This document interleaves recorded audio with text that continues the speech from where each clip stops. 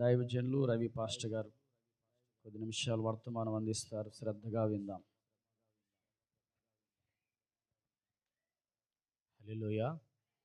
అందరూ దేవునికి స్తోత్రం చెబుదాం. దేవునికి స్తోత్రం. గడిచిన 5 మాసాలు తన రెక్కల చాటున భద్రపరిచి 6వ మాసం జూన్ నెలలోకి మనల్ని తోడుకొచ్చినందుకై కృతజ్ఞతాస్తుతులు చెల్లిద్దాం. అందరం స్తోత్రం చెల్లిద్దాం. స్తోత్ర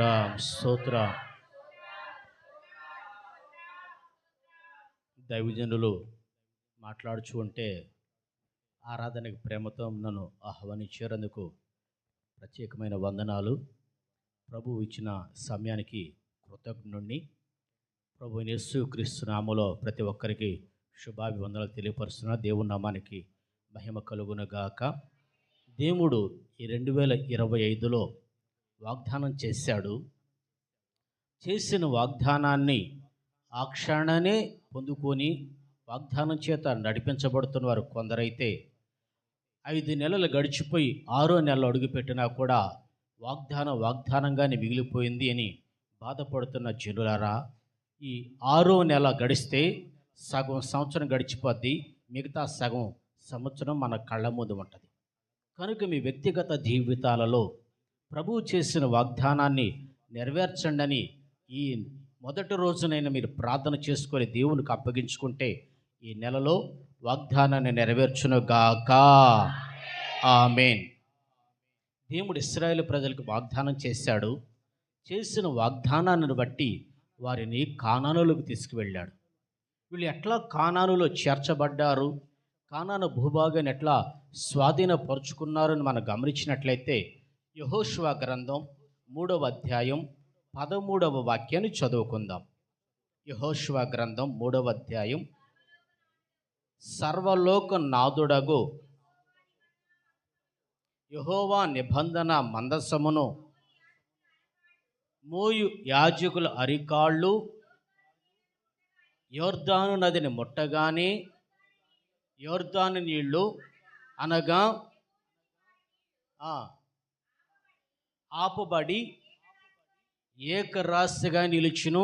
ఆరిన నేల మీద ఇశ్రాయేలు ప్రజలు అద్దరికి వెళ్ళిరి. దేవునికి స్తోత్రం. అదేవిధంగా 6వ అధ్యాయంలో కూడా చెప్పబడిన మాటలు ఏంటంటే, దేవుని నిబంధన మందసం సర్వలోకనాథుడగు యెహోవా నిబంధన మందసాన్ని ఎరుకో ప్రాకారం చుట్టూ తిప్పగానే ఎరుకో ప్రాకారాలు కూలి.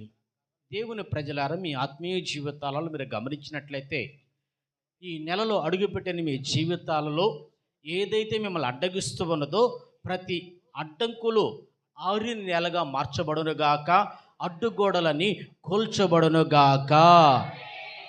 ఈ నిబంధన మందసము ద్వారా ఇశ్రాయేలు జీవితాలలో దేవుడు చేసిన ఆ గొప్ప కార్యాలు ఈ నెలలో మీ జీవితాలలో జరుగునుగాక. మీరు గమనించండి దేవుని ప్రజలారా, అక్కడ ఆరిన నేల మీద దాటారు, ప్రాకారాలు కూల్చబడ్డాయి, అద్దరికి వెళ్ళారు. అప్పుడు వాళ్ళు ఆ వాగ్దాన భూమి అయిన కానాను దేశపు పంటని తిన్నారు. అప్పుడు వాళ్ళు వాగ్దాన భూమిని స్వాధీనపరుచుకున్నారు.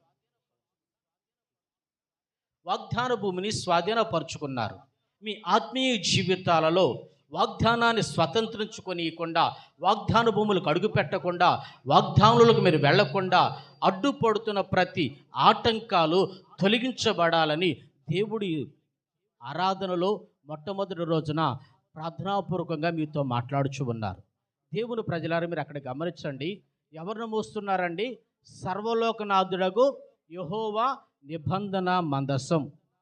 ఈ ఉదయం వేళ మీ ఆత్మీయ జీవితాలలో సర్వలోకనాథుడగు నిబంధన మందసం ద్వారా జరిగిన గొప్ప కార్యాలు మీ జీవితాలలో కూడా జరగాలని ప్రభు స్పష్టంగా మాట్లాడుచు ఉన్నారు.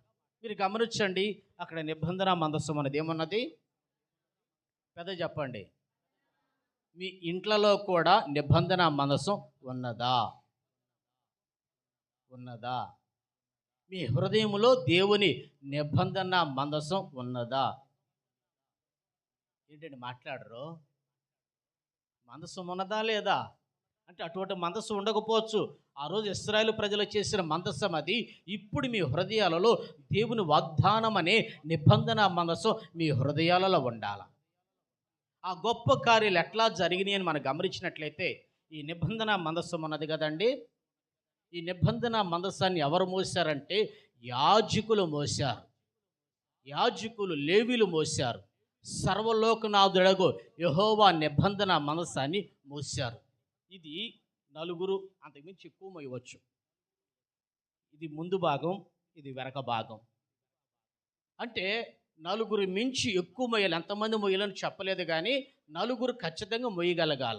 నలుగురు లేకుండా ఈ నిబంధన మందసం ముందుకి కదలదు. నలుగురు లేకపోతే నిబంధన మందసం ముందుకు వెళ్ళదు. నలుగురు లేకపోతే మొయ్యటానికి అసాధ్యం. కనుక నలుగురు వ్యక్తులు, నలుగురు యాజకులు, నలుగురు లేవీయులు ఈ నిబంధన మందసాన్ని మోసుకుంటూ వెళ్ళినప్పుడు, వాళ్ళు భారాన్ని భరించినప్పుడు అద్దరికి వెళ్ళగలిగారు.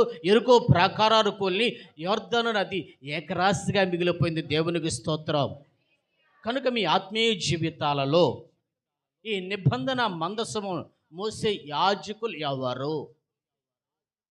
ఈ నిబంధన మందసాన్ని మోసే యాజకులు ఎవరు? ఎవరు పడితే వాళ్ళు మోయొచ్చా? ఎవరు పడితే వాళ్ళు ఈ మందస్సాన్ని తాకవచ్చా? అంటే ఇశ్రాయేల్ ప్రజలకి దేవుడు చెప్పిన మాట ఏంటంటే, ఈ మందస్సాన్ని ఒక ప్రత్యేకమైన కుటుంబం ద్వారా దానిని మోసే ఆ బాధ్యతని వాళ్ళకి అప్పగించాడు.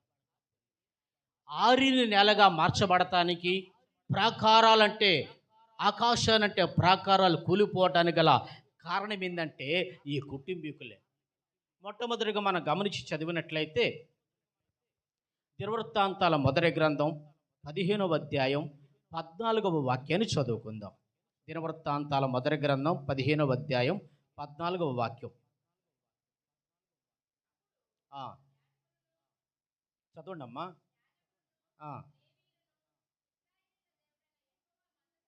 యెహోవా మందస్సమును ఎత్తుటకై తెచ్చుటకై తమను తాము ప్రతిష్ఠించుకొనిరి. సంఖ్యాకాండం 7వ అధ్యాయం 9వ వాక్యాన్ని కూడా చదవండి. సంఖ్యాకాండం 7వ అధ్యాయం 9వ వాక్యం.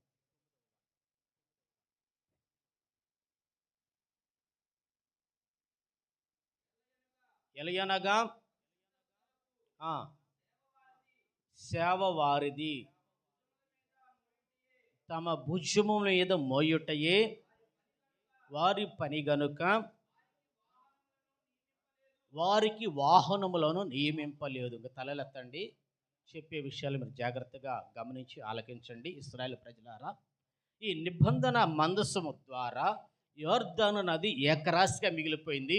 నిబంధన మందసము ద్వారా ఎరుకో ప్రాకారాలు కూలిపోయినాయి. అటువంటి గొప్ప కార్యాలు మీ వ్యక్తిగత జీవితాలలో మీరు అనుభవించాలంటే మొట్టమొదటిగా మిమ్మల్ని మీరు ప్రతిష్ఠించుకోవాలి.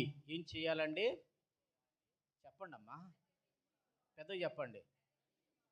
ఎవరికి ప్రతిష్ఠించుకోవాలా? ఎవరికి ప్రతిష్ఠించుకోవాలా? లోకానికి కాదు.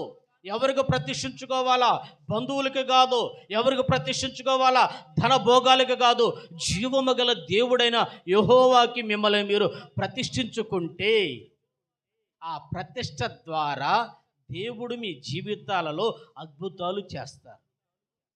దావీదు నిబంధన మందసం చాలా కాలం, ఇంచుమించు ఒక 70 సంవత్సరాల పైన కిరీతిరాములో ఉన్నది. అక్కడి నుంచి తీసుకురావడానికి వెళ్ళి దేవుని ఉగ్రతని అనుభవించి భయపడి తిరిగి వచ్చాడు. ఆ తర్వాత ఈ నిబంధన మందసాన్ని ఎట్లా తేవాలి అంటే, యాజకులు తమ భుజాల మీద భారాన్ని భరిస్తూ వస్తేనే నిబంధన మందసంలో ఉన్న ఆశీర్వాదం, ప్రభావం మనకు కలిగిద్ది, దొరికిద్దని దావీదు ఏం చేశారంటే, ఇశ్రాయేలు ప్రజలైన యాజకులని, లేవీయులను పిలిచి మీరు తీసుకురండి అని చెప్పేసి వాళ్ళని ఏర్పరచుకున్నారు. అంటే ఇప్పుడు మీ జీవితాలలో దేనికి ప్రతిష్ఠించుకోవాలంటే, మీ భుజాల మీద నిబంధన మందసాన్ని మొయ్యటానికి మీరు సిద్ధంగా ఉంటే. ఎక్కడ మొయ్యాలండి? సంఖ్యాకాండంలో మనం ధ్యానించిన మాట, వాహనాలను ఇచ్చారు ప్రతి ఒక్కరికి. కానీ వీళ్ళకి వాహనాలు ఇవ్వాల. వీళ్ళ భుజాల మీద నిబంధన మందసాన్ని, సర్వలోకనాథుడగు యెహోవా నిబంధన మందసాన్ని వీరి భుజాల మీద మొయ్యాల. అంటే ఈ రోజున నీవు దేవుని నిబంధన మందసం అనే తీర్మానాన్ని నీ భుజాల మీద నువ్వు పెట్టగలిగితే, నీ భుజాల మీద నువ్వు మొయ్యగలిగితే, నీ ఎదురు ఉన్న ఎరుకో ప్రాకారాలు కొలతై నేను అడ్డగిస్తున్న యోర్దాను నది ఏకరాశిగా మిగిలిపోద్ది. హల్లెలూయా. దేవుని ప్రజలారా, మీ ఆత్మీయ జీవితాలలో ఇది మొదలుకొని సర్వలోకనాథుడు యెహోవా నిబంధన మందసాన్ని మీ భుజాల మీద మీరు మోయటానికి మిమ్మల్ని మీరు ప్రతిష్ఠించుకోండి. సంఘ భారాన్ని మోయటానికి మిమ్మల్ని మీరు ప్రతిష్ఠించుకోండి. సంఘాన్ని మీ భుజాల మీద మీరు మొయ్యగలిగితే, సంఘాన్ని మోయటానికి మీరు సిద్ధంగా ఉంటే, దేవుడు మిమ్మల్ని అద్భుతాల మీద నడిపిస్తాడు. హల్లెలూయా. ఎక్కడ నడిచారండి ఇశ్రాయేలు ప్రజలు? ఎక్కడ నడిచారు? పెద్ద చెప్పండి. అదే అధ్యాయం యెహోషువ గ్రంథం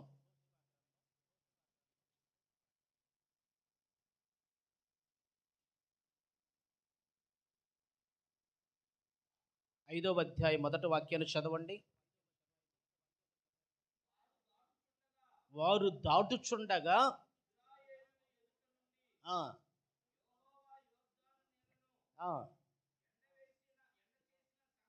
ఎండ చేసిన సంగతి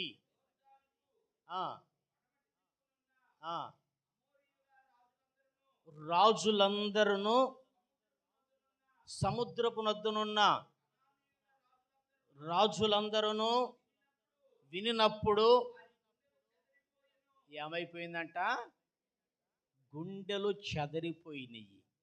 దేవుని ప్రజలారు మీరు గమనించండి, ఈ యోర్దాను నది దాటేటప్పుడు ఎవరన్నా చనిపోయారా? ప్రాణ నష్టం లేదు, ఆస్తి నష్టం లేదు, అంతే కదా. ఎర్ర సముద్రం పాయలుగా చేసినప్పుడు, ఎర్ర సముద్రం వీళ్ళు దాటేటప్పుడు రాజు చనిపోయాడు, కాల్బలం సరిపోయింది, ఆస్తులు పోయినాయి. ఒక దేశపు రాజు చనిపోతే ఎవరన్నా భయపడ్డారా? భయపడ్డట్టు లేఖనాలు ఎక్కడన్నా ఉన్నదా? ఉన్నదండి? లేదు.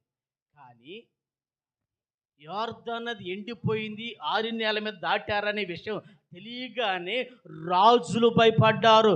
కారణం ఏంటంటే, సర్వలోకనాథుడు యెహోవా నిబంధన మందసాన్ని మోసే యాజకులు అక్కడ ఉన్నారు, ప్రతిష్ఠించుకున్న యాజకులు అక్కడ నిలిచారు. కాబట్టి ఆ వార్త ఆ చుట్టుపక్కల రాజులందరికి విని రాజులకు భయం కలిగింది. ఇది మొదలుకొని నిన్ను గూర్చిన భయం రోగాలకు కలుగునుగాక, ఇది గూర్చిన భయం అప్పులకు కలుగునుగాక, ఇది గూర్చిన భయం, నిన్ను గూర్చిన భయం ప్రతి సమస్యకు కలిగి నిన్ను గూర్చిన భయము చేత భయపడి దూరముగా పారిపోవునుగాక. రాజులు భయపడ్డారు. యోర్దాను నది ఎవరు మరణహాము జరగకపోయినా రాజులు భయపడ్డారు. ఎర్ర సముద్రంలో రాజు చస్తేనే ఎవరు భయపడలా. కారణం ఏంటంటే, అక్కడ యాజకులు లేరు, మందస్సము లేదు. ఇక్కడ మందస్సము ఉన్నది, యాజకులు ఉన్నారు. ప్రతిష్ఠించుకునే యాజకులు ఎవరో? చాలామంది యాజకులు ఉంటారు, కానీ సంఘం కొరకు, నశించిపోతున్న ఆత్మల కొరకు, ప్రభు యొక్క రాకడికి సిద్ధపరిచే ప్రతిష్టత కలిగిన సేవకులు అక్కడ ఉన్నారు. ఈరోజు మీ ఆత్మీయ జీవితాలలో దేవుని ప్రజలారా, సంఘాన్ని గురించి, సేవకుల గురించి మీరు ఒక ప్రతిష్ట చేసుకుంటే మిమ్మల్ని గురించిన భయం ప్రతి ఒక్కడికి కలిగింది. మీ కుటుంబాలలో క్షేమము, నెమ్మది, ఆశీర్వాదం వర్ధిల్లుతూ ఉంటుంది. కారణం ఏంటంటే, మిమ్మల్ని మీరు సంఘాన్ని, సేవకులని మోయటానికి మిమ్మల్ని మీరు ప్రతిష్ఠించుకున్నారు. యోర్దాను నదిలో ఏ రాజు చనిపోలా, ఏ ఒక్క ప్రాణి కూడా చావలేదండి. కానీ ఎర్ర సముద్రం దగ్గర రాజు, బలవంతులైన సైన్యాధిపతులు, అధికారులు, ఐగుప్తు దేశాన్ని సమస్త సేన ఎర్ర సముద్రం చనిపోయి ఒడ్డు మీద పడితే ఏ ఒక్కడో భయపడండి. ఇక్కడ ఎందుకు భయపడ్డారంటే ప్రతిష్టత. కనుక ఆ నిబంధన మందసాన్ని మోసే యాజకులు ఎవరంటే ప్రతిష్ఠించుకున్న వాళ్ళు. వాళ్ళు ప్రతిష్ఠించుకున్నారు కాబట్టి ఆ గొప్ప కార్యాలు జరిగినాయి. అటువంటి గొప్ప కార్యాలు నీ కుటుంబంలో, నీ ఆత్మీయ జీవితంలో ఈరోజు జరగాలి అంటే నిన్ను నువ్వు సంఘానికి, దేవునికి, సేవకులకి ప్రతిష్ఠించుకోగలిగితే అద్భుతాలు చేస్తాడు. 133వ కీర్తన 1 నుంచి చదవండి. సహోదరుల ఐక్యత కలిగి ఎంత మనోహరము, తల మీద పొయ్యబడి అహరోను గడ్డమి మీదుగా కాలి అంగీల అంచు వరకు దిగజారిన పరిమళ తైలములే ఉండును. ఆశీర్వాదం